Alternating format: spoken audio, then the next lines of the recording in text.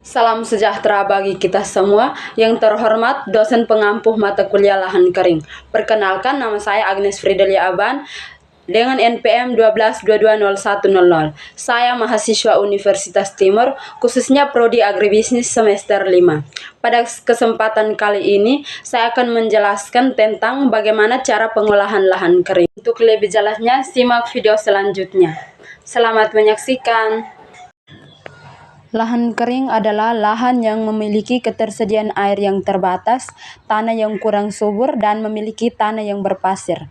Alasan pengolahan lahan kering itu untuk menjaga kelestarian sumber daya alam, meningkatkan produktivitas pertanian, meningkatkan daya dukung lahan, menjaga kelestarian sumber daya alam, mendukung pertanian berkelanjutan.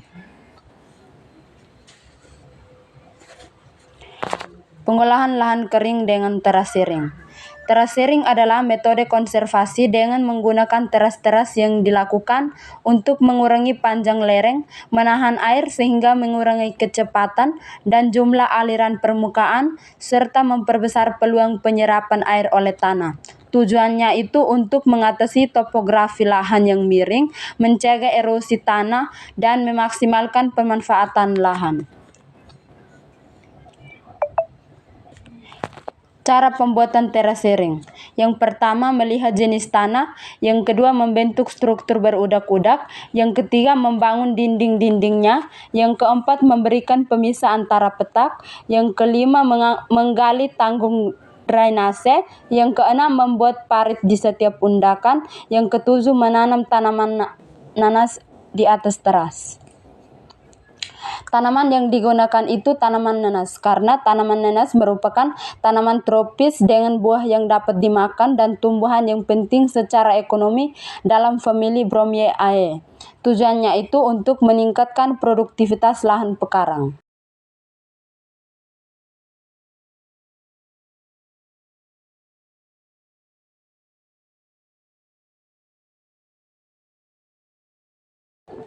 Pembuatan bingkai A. Bingkai A dibuat menggunakan dua kayu yang panjangnya 220 cm sebagai kaki bingkai A. Lalu ada satu palang yang nantinya menjadi patokan kita untuk mencari titik keseimbangan atau titik kontur. Titik keseimbangan atau titik kontur adalah titik yang tegak lurus dengan sumbu bukit, atau sumbu bukit itu garis yang menunjukkan ke pusat bumi. Setelah itu, 3 batang kayu sudah disiapkan, lalu dihubungkan. Yang pertama itu untuk kakinya dihubungkan pada titik pangkalnya itu 200 cm, lalu lebih 20 cm. Kemudian untuk menetapkan palang itu posisinya pada 100 cm. Begitupun juga dari tengah ke atas 100 cm. Setelah dihubungkan, kita gantungkan tali bandul. Tali bandul itu bisa kita pakai batu. Tali bandul itu yang nantinya menentukan patokan untuk buat titik kontur di lahan sebelum kita membuat garis kontur dan terasering. Karena kita menggunakan kayu sebagai bahan pembuatan bingkai A, maka itu strukturnya tidak lurus seperti pipa. Karena itu kita tidak bisa pastikan bahwa titik tengah pas di 50 cm. Maka kita tentukan dengan cara kita tepatkan bingkai A, kemudian di kakinya itu kita kasih patokan agar kaki tersebut tidak bergeser. Tahap yang pertama itu setelah ada patokan di kakinya, kita kasih tanda di bandulnya dan pastikan bandul tersebut harus berada pas tengah kaki tersebut. Pembuatan mikroorganisme lokal atau mol. Mol merupakan mikroorganisme yang aktif yang didapat dan dikembangkan dari tanaman atau bagian tanaman di daerah setempat. Manfaatnya adalah sebagai starter dalam proses dekomposisi atau fermentasi bahan organik. Alat dan bahan. Alatnya itu berupa ember, bahan-bahannya itu berupa air beras 2 liter, gula pasir 1 kilogram dengan air putih.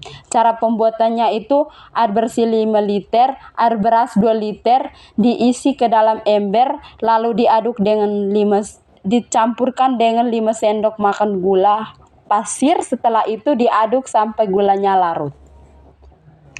Pembuatan biochar. Biochar merupakan bahan padat yang kaya karbon yang dihasilkan dari pembakaran tidak sempurna limbah organik. Manfaatnya adalah yang pertama, meningkatkan kesuburan tanah, yang kedua, memulihkan tanah yang terdegradasi, yang ketiga, menyimpan karbon, yang keempat, menyerap air, yang kelima, menciptakan habitat mikroorganisme, yang keenam, menekankan perkembangan penyakit tanaman, yang ketujuh, mengurangi ketergantungan pada irigasi. Cara pembuatan biochar sekam. Alat dan bahan. Alat yang pertama itu berupa corong, sekop dengan ember. Bahannya itu sekam padi dan air. Langkah-langkah pembuatan. Yang pertama, buatlah alat berupa gulung kawat kasar yang lubangnya berukuran 1 cm atau bisa lebih kecil lagi, sekitar 0,5 cm. Kawatnya tersebut digulung membentuk lingkaran berdiameter 20 cm. Yang kedua, proses pembakaran dapat dilakukan di atas permukaan tanah. Cerobong yang sudah dibuat diletakkan di atas tanah, kemudian ditimbun sekeliling cerobong dengan sekam hingga dapat berdiri di tengah timbunan sekam. Yang ketiga, masukkan bahan bakar daun kering dan kayu kering, lalu pembakaran ketika timbunan sekam sudah setinggi 10 cm. Api di dalam cerobong tersebut harus dijaga tetap menyala hingga sekam yang berada di sekitarnya mulai terbakar. Proses pembakaran tersebut menyebabkan cerobong mengeluarkan asap putih ketika sekam di sekitarnya mulai terbakar. Yang keempat, saat bara di dalam cerobong mulai merambat ke timbun sekam yang berada di sekitarnya dan bara tersebut diperkirakan tidak padam, tambahkan sekam pada timbunan hingga tinggi timbunan tersebut menjadi 80 cm, berada di sekitar bawah bibir cerobong. Yang kelima, biarkan proses pembakaran terjadi dan bara merambat ke bagian luar timbunan sekam. Yang keenam, setelah permukaan sekam berubah menjadi warna hitam, segera siram untuk menghentikan proses pembakaran dan kita memastikan seluruh proses pembakaran sudah berhenti secara sempurna. Penyiraman air tidak boleh dilakukan secara dini karena biochar yang didapat akan memiliki tingkat kematangan yang masih rendah. Penyiraman dilakukan ketika timbunan sekam berubah warna menjadi hitam dan menyisakan sekitar 5% yang masih berwarna sekam. Yang keenam, ratakan timbunan sekam di permukaan tanah untuk keringkan dan dijemur.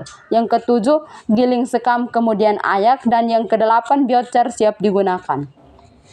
Kesimpulannya, pengolahan lahan kering adalah untuk meningkatkan produktivitas lahan pertanian dan mengembangkan tanaman pangan secara optimal. Pengolahan lahan kering dapat dilakukan dengan menerapkan teknologi tepat seperti mengelola kesuburan tanah, melakukan konservasi tanah, merehabilitasi lahan, mengelola sumber daya alam secara efisien. Sekian dan terima kasih.